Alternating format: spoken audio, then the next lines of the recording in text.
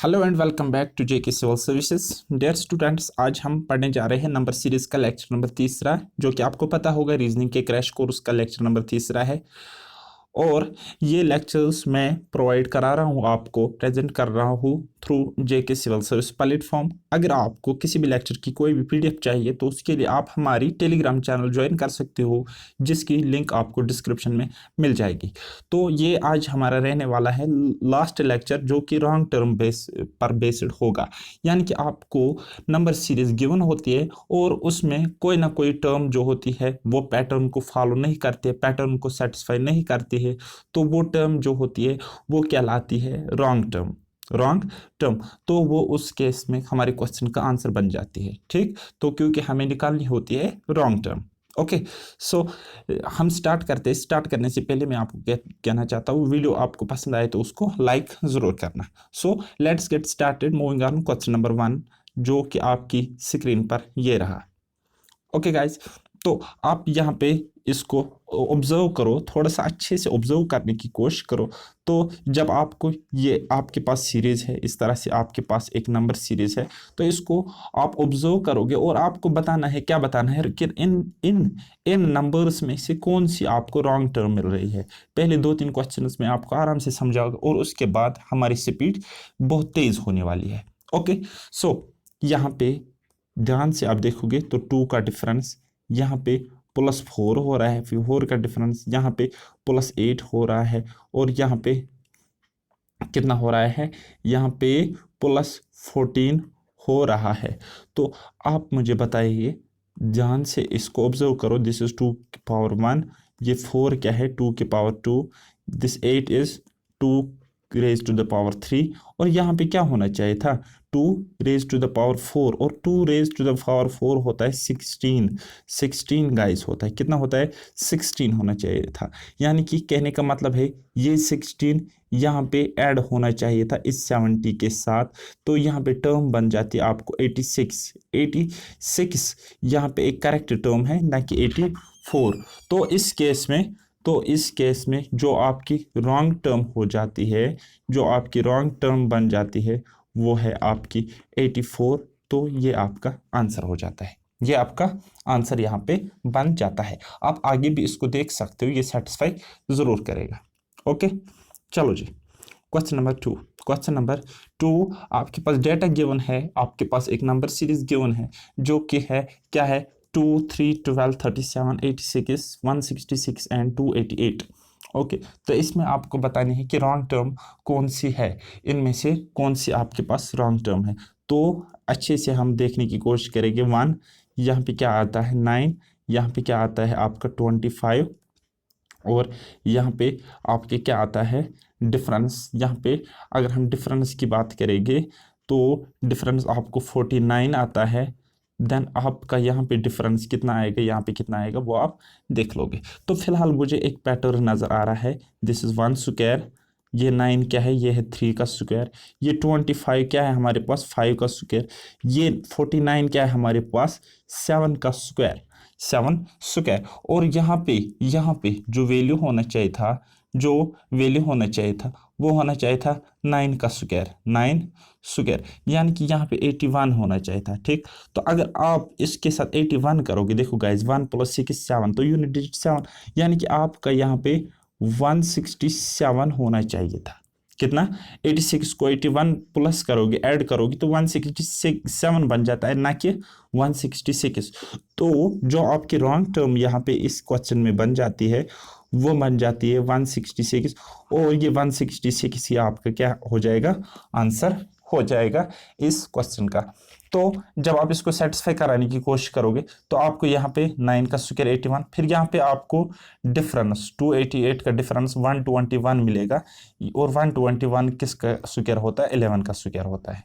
Okay, तो चलो next question पे जाते हैं।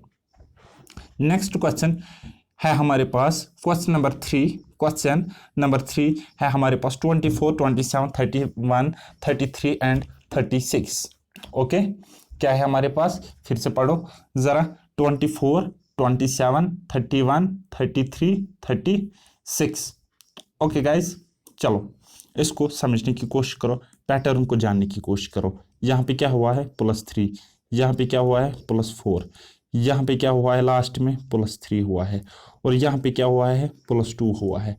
तो देखो गाइस, देखो गाइस, ये +3 एक्चुअल में +3 हर एक सीरीज में होता है। तो आप अगर ध्यान से देखोगे, ध्यान से अगर आप देखोगे, तो अगर आप यहाँ पे +3 करते तो आपका यहाँ पे 30 मिलता।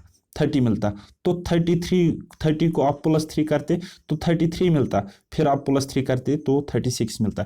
यानी कि हम कह सकते हैं 31 यहाँ पे नहीं होना चाहिए, यहाँ पे क्या होना चाहिए था 30 होना चाहिए था।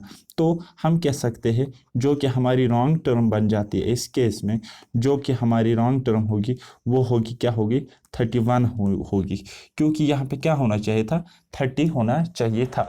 ठीक, क्यों होना चाहिए था, क्योंकि हमें पैटर्न क्या बता रहा है, पैटर्न हमें ये बता रहा है कि 3 ऐड हो रहा है, 3 ऐड हो रहा है। ये हो गया एक तरीका।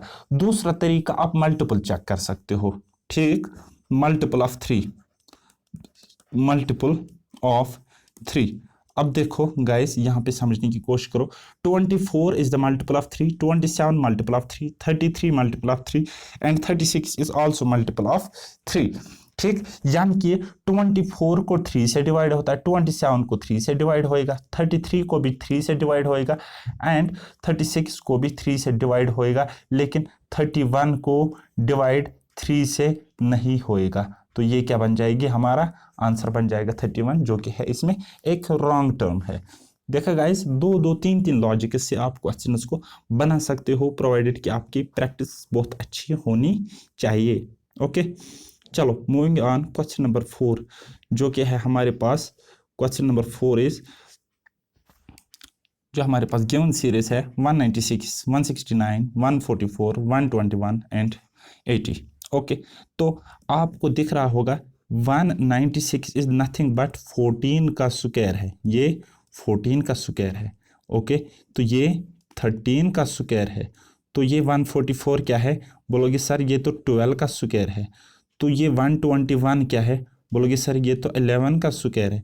और ये 80 किसी का भी स्क्वायर नहीं है, यानी कि यहाँ पे होना चाहिए था 10 का स्क्वायर, यहाँ पे 10 स्क्वायर होना चाहिए था। और 10 स्क्वायर क्या होता है गाइस, 100 होता है। तो 100 होता तो करेक्ट था, लेकिन ये 80 है, ये एक ये क्या है, एक रॉन्ग टर्म है। तो आपकी जो इस क्वेश्चन का आंसर हो जाएगा वो है wrong term, that is 80। Okay, तो दूसरा लॉजिक क्या हो सकता है, दूसरा लॉजिक ये है all are perfect squares, perfect squares except 80। तो 80 के बगैर सारे परफेक्ट स्क्वायर है, लेकिन 80 एक ऐसा नंबर है जो कि परफेक्ट स्क्वायर नहीं है। तो इस केस में ये हमारा आंसर हो जाएगा। ओके, चलो जी क्वेश्चन नंबर 5 पर ध्यान देते, इसको आराम से सुकून के साथ बनाने की कोशिश करो। Question number 5, we have 2, 10, 50, 500 and उसके बाद क्या है 1000 है। ओके गाइस, ध्यान से देखने की कोशिश करो, ध्यान से समझने की कोशिश करो। 2 को 10 बनाया है कैसे, मल्टीप्लाई 5 से। 10 इंटू 5 कितना होता है 50 होता है। अब 50 इंटू 5, 50 इंटू 5 कितना होएगा, वो बोलोगे सर वो तो 50 इंटू 5 500 हो जाएगा, 500 हो जाएगा। लेकिन यहाँ पे क्या हुआ है 10 से मल्टीप्लाई, 50 इंटू 10 500, और उसके बाद जब यहाँ पे आप 10 से मल्टीप्लाई किया तो आपको यहाँ पर भी 10 से मल्टीप्लाई करना चाहिए था।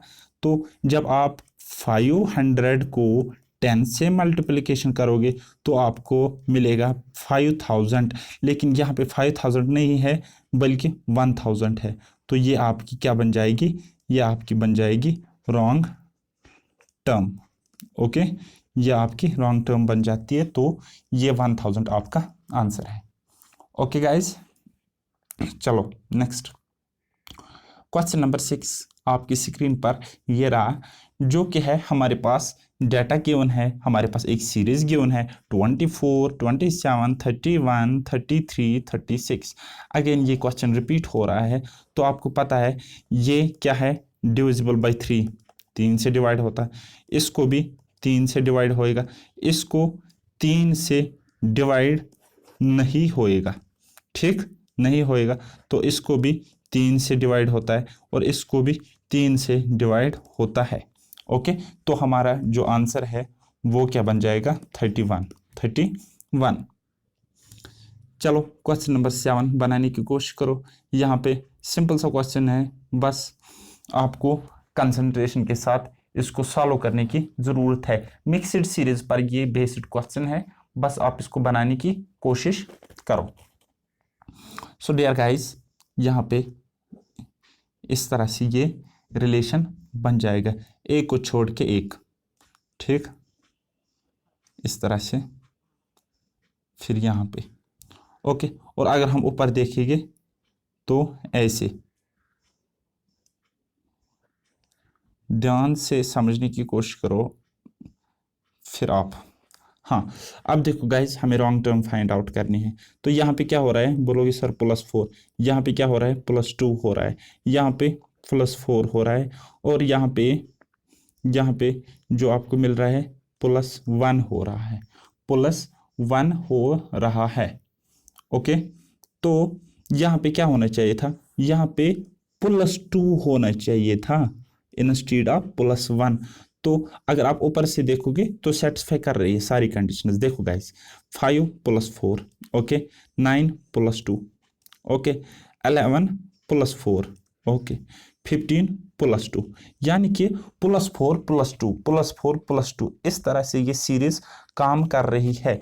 तो देखो गाइस, यहाँ पे समझने की कोशिश करो, यहाँ पे +4 हुआ, फिर +2 हुआ, फिर +4 हुआ, तो अगेन आपके यहाँ पे +2 होना चाहिए था, यानी कि 11 + 2 यहाँ पे 13 होना चाहिए था। ये जो आपकी टर्म बन जाती है यहाँ पे ये 13 होनी चाहिए थी। कितनी, 13 होनी चाहिए थी। तो जो आपकी रॉन्ग टर्म बन जाती है, वो क्या बन जाती है, वो है 12, and 12 will be your correct answer. Okay dear students, चलो क्वेश्चन नंबर 8 पे फोकस करो और समझने की कोशिश करो इस क्वेश्चन को, जो कि है हमारे पास क्वेश्चन नंबर 8। हमारे पास नंबर्स है 75, 79, 72, 80, 69, 83 एंड 66। ओके, तो बनाओ इस वाले सवाल को, बहुत ही आसान सा सवाल है, मिक्स्ड सीरीज पर क्वेश्चन बेस्ड है यहाँ पे हमारे पास। ओके, तो इसमें इस तरह से पैटर्न बन जाता है आपका, इसमें इस तरह से आपका पैटर्न बन जाएगा 66 तक। फिर आप अगर ऊपर से आओगे तो आपको कुछ इस तरह से पैटर्न मिल जाता है। आपको कुछ इस तरह से पैटर्न मिल जाता है, ठीक। तो आप यहाँ पे देखो -2 हो रहा है, फिर यहाँ पे -3 हो रहा है, ठीक। तो फिर यहाँ पे -3 हो रहा है। ओके, तो यहाँ पे अगर आप देखोगे तो +1 हो रहा है, यहाँ पे +3 हो रहा है। तो जो आपकी यहाँ पे रॉन्ग टर्म हो जाएगी, वो हो जाएगी गाइस 79 आपकी यहाँ पे रॉन्ग टर्म हो जाएगी। ओके, तो ये आपका आंसर हो जाएगा।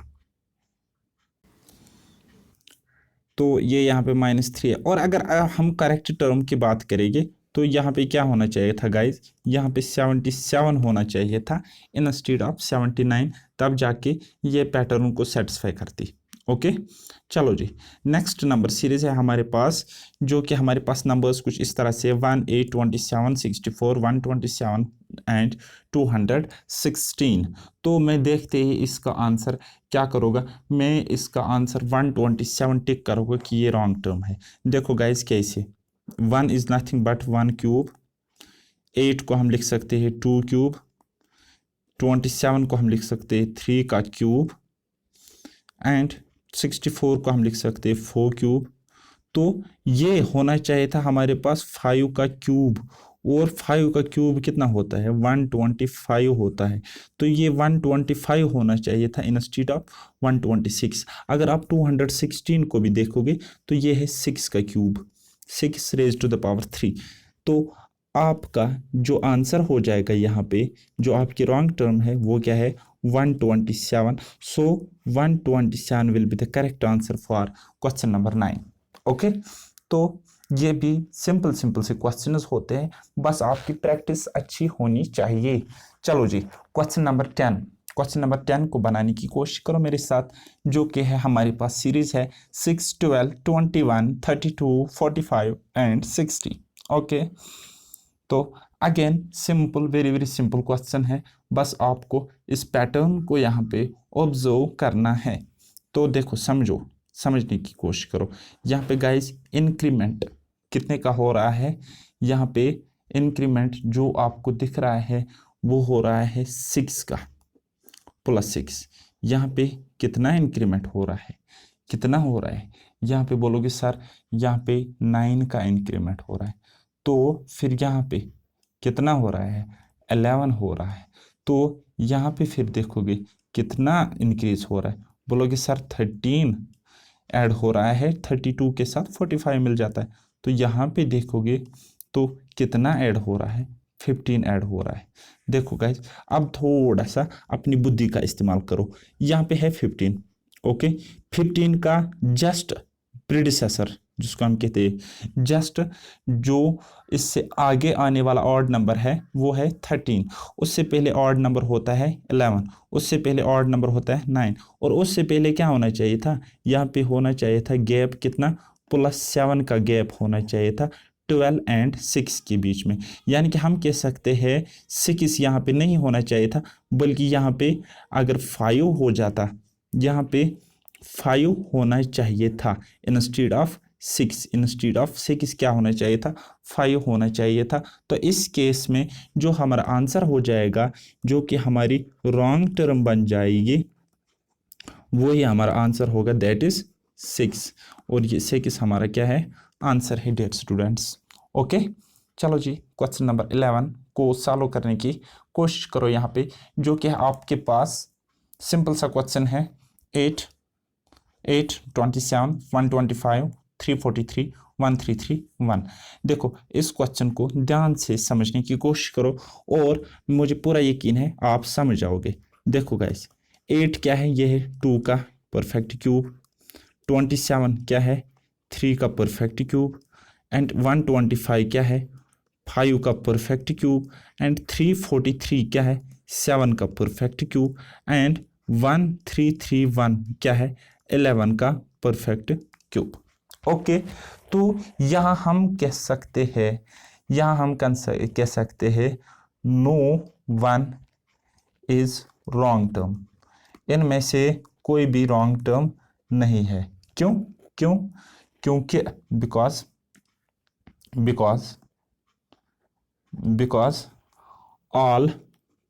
all numbers are perfect cubes of prime numbers, ठीक, जो कि हमारे पास प्राइम नंबर है 2, 3, 5, 7, 11, ये क्या होते हैं हमारे पास प्राइम नंबर है। तो हर कोई क्या है एक परफेक्ट क्यूब है प्राइम नंबर का। जैसे कि 8 है परफेक्ट क्यूब 2 का, और 2 क्या है लोवेस्ट प्राइम नंबर। देन उसके बाद 27 perfect cube of 3 is what prime number. Okay, so similarly 1331 is perfect cube of 11, and 11 is what, 11 क्या है हमारे पास एक प्राइम नंबर होता है। ओके, और अगर आपको prime number and composite number क्या होते हैं वो पता नहीं है, कंसेप्ट पता नहीं है, तो अभी आप रुको, आराम से नींद करो पहले। ओके, तो चलो जी, क्वेश्चन नंबर 12 को समझने की कोशिश करेंगे। क्वेश्चन नंबर 12 आपकी स्क्रीन पर है, कुछ इस तरह से है 2, 3, 9, 27, 112, 565, 3396। ओके गाइस, तो इस क्वेश्चन को खुद बना लेना, बहुत इजी सा क्वेश्चन है, आराम से आपसे ये सॉल्व हो जाएगा। देन उसके बाद हमारा नेक्स्ट क्वेश्चन है जिसका सीरीज कुछ इस तरह से गिवन है 1 2 6 24 120 620 एंड 5040। तो इस तरह से ये हमारे पास क्या है, ये क्वेश्चन है हमारे पास गिवन है। तो इसको समझने की कोशिश करो, आई होप कि आप समझ आओगे। देखो गाइस, यहाँ पे इंटू 2 होता है 1 के साथ, अब 2 के साथ इंटू 3 होता है, 2 3 आर 6। अब यहाँ पे इंटू 4 हो रहा है, यहाँ पे इंटू 5 हो रहा है, ठीक। 24 इंटू 5 120। ओके, तो यहाँ पे इंटू 6 होएगा। और जब आप 120 इंटू 6 करते हो तो वो आपको बन जाता है 720। ओके, तो 720 अगर यहाँ पे होता तो ठीक बात थी, लेकिन यहाँ पे क्या है 620 है, तो ये क्या है, गलत बात है। तो रॉन्ग टर्म आपको कितनी मिल जाएगी, दैट इज 620, और यही आपकी क्या हो जाएगा, आंसर हो जाएगा इस क्वेश्चन का। ओके, सिंपल सी क्वेश्चन है। चलो क्वेश्चन नंबर 14 को बनाने की कोशिश करो। यहाँ पे जो आपके पास सीरीज है, नंबर सीरीज है 56 72 90 110 132 एंड 150। ओके, तो इसको बनाने की कोशिश करो। सिंपल सा कंसेप्ट है गाइस, सिंपल सा कंसेप्ट है। देखो गाइस, समझने की कोशिश करो। 56 इज नथिंग बट ये क्या है, 56 7 इंटू 8। ओके, अब ये 8 आ रहा है ना लास्ट में, तो अब देखो गाइस, ये 8 आ रहा है लास्ट में, तो पहले अब 8 आएगा और उसके बाद उसका सक्सेसर 9। 8 9 आर 72। ओके, अब 9 यहाँ पे आगे लास्ट वाला, तो ये यहाँ पे बन जाएगा पहले वाला, और इसका successor 10। Okay, so 9 10 are 90। Then उसके बाद यहाँ पे 10 इंटू 11 कितना होता है, 110, सेटिस्फाई हो गया। देन उसके बाद 11 इंटू 12 कितना होता है, 132 होता है, तो ये सेटिस्फाई कर गया।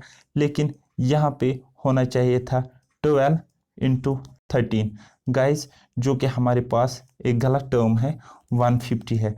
12 इंटू 13 यहाँ पे होना चाहिए था, और 12 इंटू 13 कितना होता है, वो होता है 6, तो 13 यानी कि 156 होता है, वो 156। तो यहाँ पे होना चाहिए था 156 इंस्टेड ऑफ 150, लेकिन यहाँ पे 150 है, तो ये क्या बन जाएगा, हमारा आंसर बन जाएगा। जो कि आपको यहाँ पे रॉन्ग टर्म मिल जाएगी, वो है 150, और यही 150 हमारा है गाइस आंसर। ओके, तो सिंपल से क्वेश्चन है, बस आपको प्रैक्टिस बहुत अच्छी होनी चाहिए। ओके, तो जब आपको ऐसे क्वेश्चंस मिलते हैं एग्जाम में, यूजुअली ये सिंपल क्वेश्चंस होते हैं, बट ये हमारे दिमाग का सत्यानाश करते हैं जब एग्जाम में आते हैं। देखो गाइस, समझने की कोशिश करना। 6 जो इनके यूनिट डिजिट है वो ऑलमोस्ट सेम है, हर किसी केस में इनका यूनिट डिजिट जो है वो सेम है। तो आप एक काम करो, इसको इग्नोर करो, लास्ट डिजिट को। क्या इग्नोर बोलोगे सर? हाँ, हमने इग्नोर किया।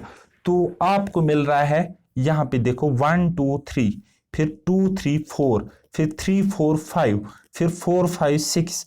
अब यहाँ पे मिल रहा है आपको 4 5 6, तो यहाँ पे क्या मिलना चाहिए था, यहाँ पे आपको मिलना चाहिए था 5 6 7 मिलना चाहिए था।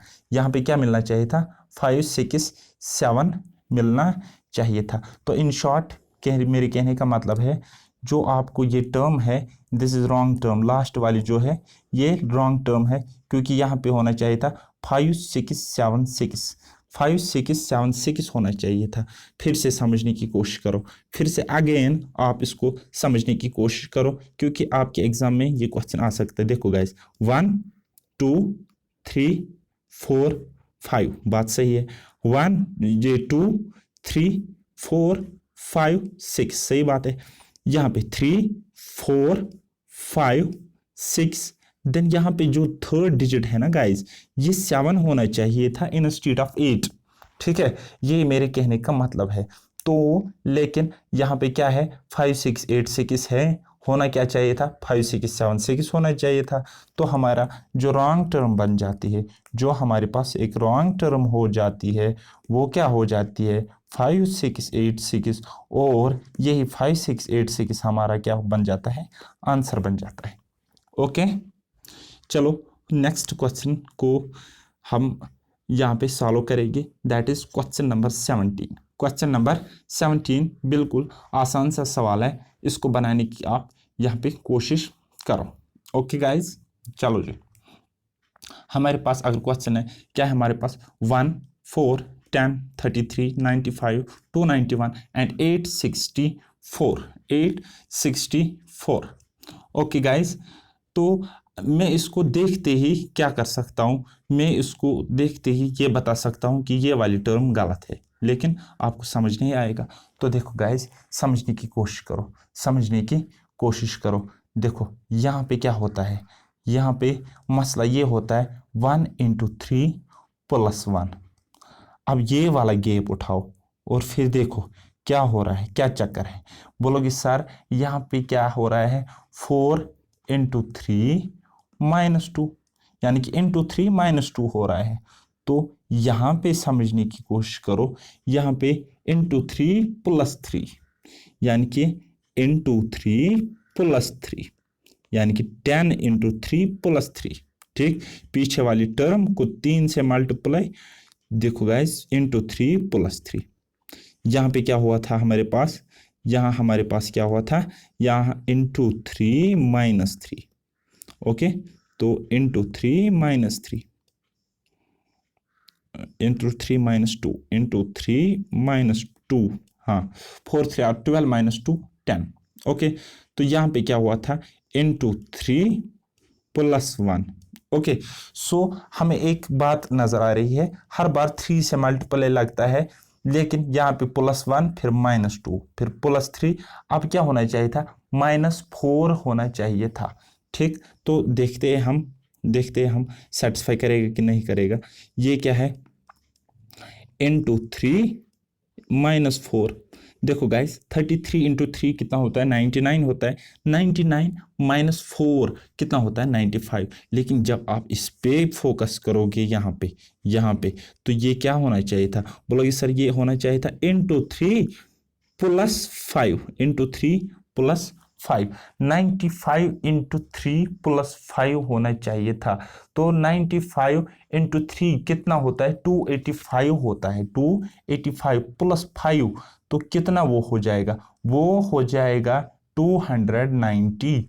290 बन जाएगा, यहाँ पे 290 बन जाएगा। लेकिन हमारे पास क्या है, 291। तो इन शॉर्ट कहने का मतलब है, यहाँ पे क्या होना चाहिए था, 290 होना चाहिए था, बट हमारे पास क्या है, 291। तो हमारी जो रॉन्ग टर्म बन जाएगी, जो हमारे पास रॉन्ग टर्म हो जाएगी, वो हो जाएगी 291, और यही हमारा है क्या है गाइस, आंसर।